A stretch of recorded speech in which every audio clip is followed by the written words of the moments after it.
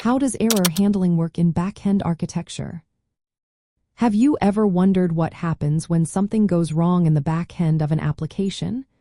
Error handling is a vital part of backend architecture that ensures everything runs smoothly, even when issues arise. Let's break down how this process works.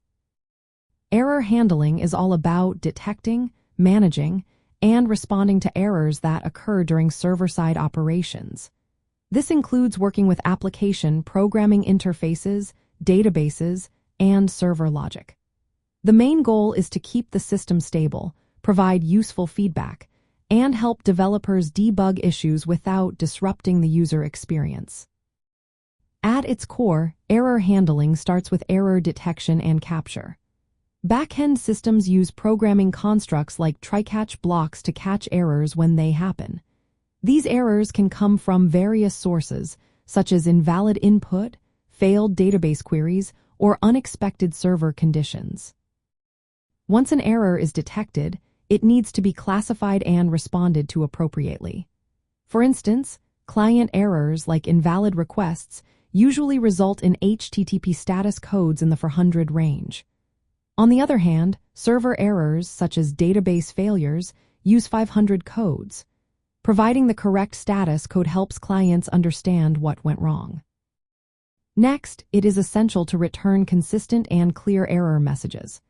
Backend application programming interfaces should respond with a structured format that includes a status code, an error code, and a descriptive message. This clarity helps developers quickly identify problems and take corrective action. However, it is important to avoid exposing sensitive internal details in these messages. When an error occurs, the backend should handle it gracefully. This means that instead of crashing the entire system, it might temporarily disable a feature or return partial data while logging the error for later review. Logging and monitoring are also key components of error handling.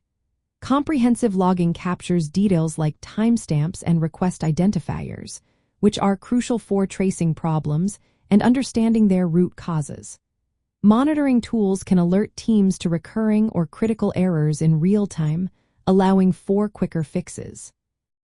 Another best practice is early error raising. By detecting and raising errors as soon as possible in the processing flow, developers can simplify debugging and prevent cascading failures. Documentation plays a significant role too. Documenting common error codes and their meanings in application programming interface documentation helps developers handle errors effectively on their side. In practical terms, backend developers use specific HTTP status codes to communicate error types. Codes like 404 bad requests, 414 unauthorized access, 400 for 4 not found, 504 internal server errors, and 534 service unavailable are commonly used. Structuring error responses uniformly, for example, as JavaScript object notation objects with fields like error code, message, and timestamp, is also a good practice. Additionally, it is important to avoid leaking sensitive information in error messages sent to clients. Implementing retry mechanisms for transient errors, such as network timeouts, can also improve user experience.